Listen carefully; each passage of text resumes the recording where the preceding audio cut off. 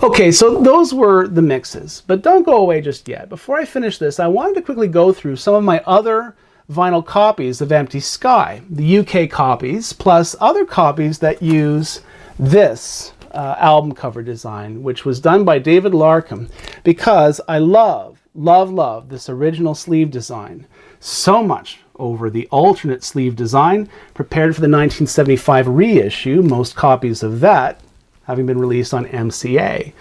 But this won't be a vinyl deep dive. I won't comment on sound quality because I'm not showing you all the vinyl copies I have. I have many more than just this.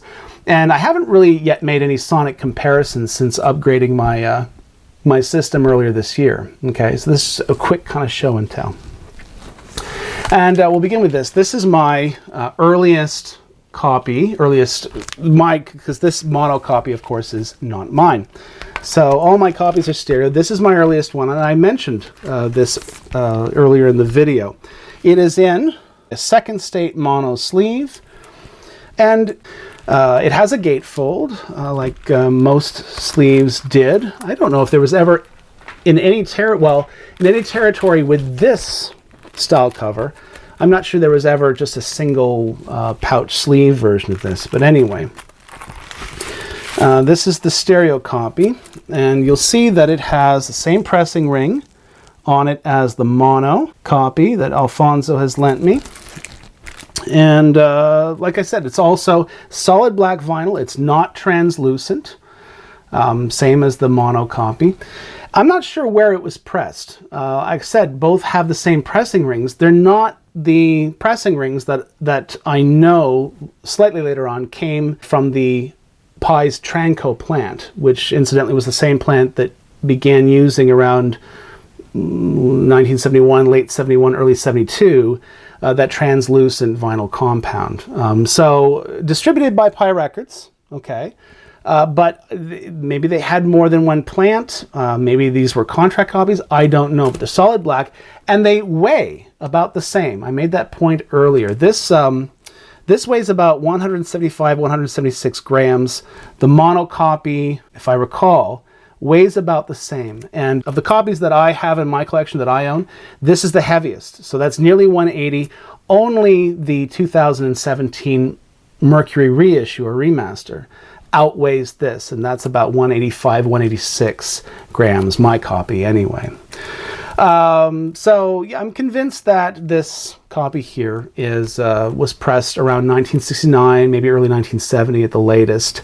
And I got this in 2021 from an eBay seller in Maryland. I just don't remember the town, but it was in the beautiful state of Maryland. Okay, so this next copy, get another stereo copy, UK DJM first series. This is what happens when you don't take a price, when you take a price tag off too quickly. But I hope you forgive me for this, because, and I may have mentioned this before, this copy of Empty Sky right here was the very first second-hand record I ever bought by anyone, ever.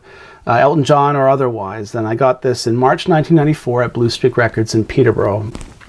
So this is a very special copy to me.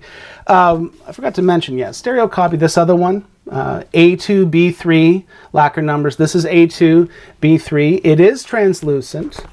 It's pressed by Pies Tranco plant, and I'm convinced it would be between late 1972 and late 1974. And the reason for that is because it has this little indicator at the bottom of the label, just below Dick James Music Limited. It says Made in England. And the Made in England indicator began to appear on the first series DJM labels around mid to late, I think, but closer to later, 1972.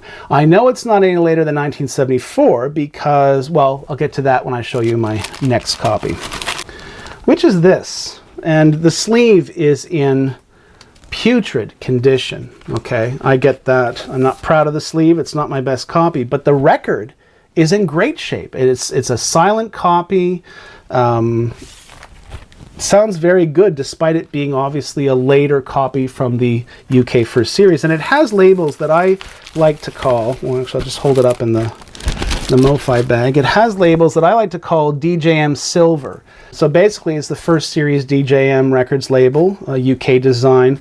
But for some reason they didn't use yellow. So the yellow DJM logo is silver. And even the rim text, which is normally yellow, it was silver too. So all the text and graphics on the label is silver. They did that for a while in 1974, and then as it would appear, some of the labels, again, that DJM used in 1975 were like that too. This one could actually be as late as early 76 for all I know. It's an A2B3, it's also translucent, but I know that it can't be any earlier than late 74 because the side indicator, side 1, side 2, rather than being side 1, numeral 1, or side 2, numeral 2, they actually spell the number out. So side 1, O-N-E, side 2, T-W-O. And DJM appears to have begun that in very, very late 74, most likely very early 75. And who knows why they switched, but they did. So that's how I know it's from 75 or early 76. And I got this copy in 2023 from a seller in San Diego. Next is, it's a second series UK DJM. Catalog number, I know it says, well, the sticker on the back says 22086, but it's actually a second, which is the catalog number that I and other collectors tend to associate with the third series, the yellow label DJMs, but as you can see, it's just been up-stickered. If I peel that sticker off, we'll see the same catalog number as on the spine, and the same catalog number as on the actual record labels and in the runouts, which is DJF 20403. And it's a second series DJM. This is basically the first version recut and pressed by CBS UK. And so that was around late 76, 77. And like I said, I wasn't going to evaluate sound quality. I will say this, though. I'm not a big fan of these second series UK DJMs, which was done by CBS UK. I don't know who cut the lacquers for these. I don't know what happened, but they all sound so muffled. Not my favorite copies of Elton's UK stuff. Anyway, so I got this in 2022 from a really cool store in the UK called Vinyl Tap. It's located in Huddersfield, which is between Manchester and Leeds. So yeah, DJF 20403. And then second last, I only have two more to go through. Second last is Japanese DJM original, catalog number FP80051. This copy was pressed by Toshiba Industries. It says that on the labels. So I think this came out in Japan in late 1970. I think it was around September or October 1970. This copy doesn't have its obi, obviously, but it's a copy of the original Japanese issue. That's what the labels look like. So they look basically like first series UK DJMs, same label design.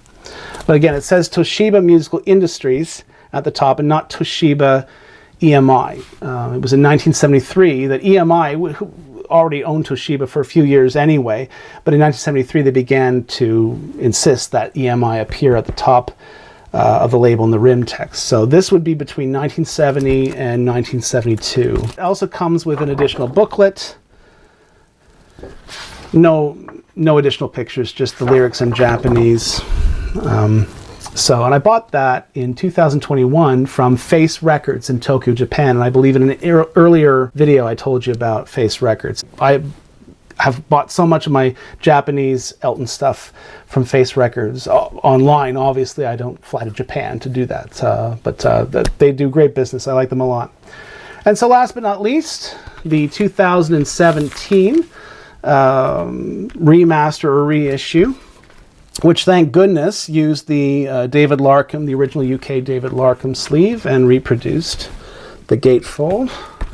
And the album was remastered by Bob Ludwig at Gateway Sound in the United States, and then the lacquers cut by Sean McGee at Abbey Road in the UK. And pretty sure all the copies that were pressed of this were all done the same place. They were pressed by GZ Media in the Czech Republic. I bought this copy in the fall of 2017 on Amazon. And I'm pretty sure this was from the batch that of reissues, remasters that came out that fall, not earlier in the year. And this is, like I said, this is pretty heavy. This is the heftiest vinyl copy of Empty Sky I own. It's advertised as a 180 pressing, and this one actually weighs in at about 184, 185.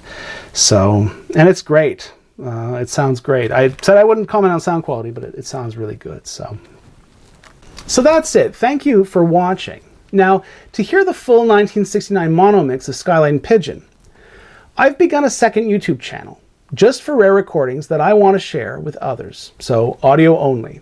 I didn't want to use this channel for that, and I've called this second channel Brittle as a Bird. And although I can't share whole albums worth of tracks there, I plan to share things that are not available on CD or available anywhere else on YouTube. And not just Elton tracks either, mainly Elton stuff, but also other artists and bands whose rare tracks I enjoy and want to share. No need to subscribe to that channel if you don't want to. I expect that when I do upload something there, I'll mention it in a video on this channel and then just include a link in the video description, which is what I've done in this video description for Skyline Pigeon. I'll just try this system for now, see how it goes. The only thing that I ask from viewers, though, is that they not ask me to upload specific things that they need or that they're looking for. You know, like, Matt, can you upload this rare movie song, or upload this or that 12-inch remix, or whatever it is. I'm sorry, but I'm very, very, very busy, and most of my Elton stuff is not on this computer either. It's on a very old machine that I don't access unless I absolutely have to. And in the end, there's just no time to share things on demand like that. So what I upload on that second channel is what I upload, and as a rule, I'm not going to respond to requests for other things. So sorry about that, but I think you'll still find that second channel interesting. And as for this channel, which is really where it's at, if you like this video and or learned anything new, click like and subscribe and all the rest. And I'll see you again very soon.